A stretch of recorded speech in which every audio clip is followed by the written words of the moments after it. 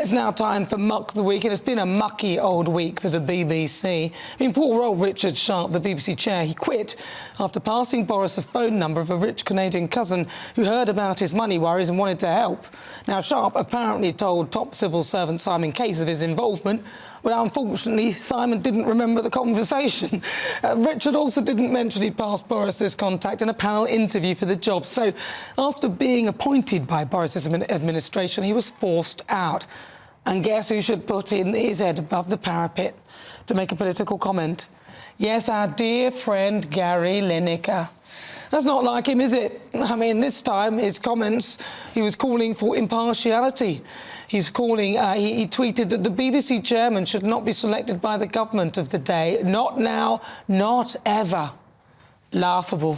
Gary Lineker calling for impartiality. I thought he was only allowed to tweet about refugees under his special deal with the DG. Oh, the irony. One rule for Gary. And earlier in the week, straight-talking Conservative Party chair Lee Anderson clashed with Met Police Commissioner Mark Rowley. This morning, we've seen protesters on Whitehall around Parliament Square, probably as you was coming into the building. Do you think it's time that you left the Ivory Tower and got out there on Whitehall and sorted these people out? Because, you know, people of London, the tourists, the people that work at this place, and, you know, the taxi drivers, the bus drivers, they're getting fed up of it, and you're just letting it happen. You've got the powers now to do this. So there's current bill bouncing around Parliament which hasn't come in yet, so those powers aren't in existence yet. It's not strictly true, is it? You can move these people on. They're obstructing the highway. So we could have a long conversation about public order law. No, but why are you not moving them on? Well, because you're making selective comments based on a partial understanding of the law. I do not want Londoners disrupted any more than anybody else does.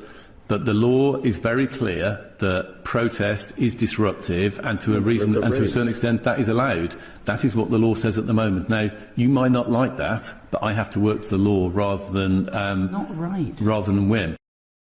Well, he later got into a bit of bother in the parliamentary dining room after Andrew Bridgen disturbed his meal after being expelled from the party. I know all about that because I was there. You can read what happened on the GBNews website. Lee will be on later on in Political Spotlight, later on today at 3:45. And, of course, it's Rishi. It's Dishy Rishi getting your vote. He showed he knows what a woman is, thank God, and stepped up to the plate. I mean, it wasn't a high step, mind. And these days the bar is so low. The leader of the opposition's record on women is questionable at best, Mr. Speaker. And before Labour do start preaching about this issue, they should work out the answer to one very simple question. I'm certain what a woman is he? Yeah, he was on fire this week at PMQs. I was there as well. Good old Rishi. Is he doing enough for you? I mean, could the Tories bounce back? And then Harry and Meghan making headlines again. Meghan revealing her new look, which some are suggesting has been surgically enhanced and that she hasn't been seen for months. And poor Harry, who goes in for a kiss and is stopped by, well, an elbow. He doesn't look best pleased. It's been a mucky old week.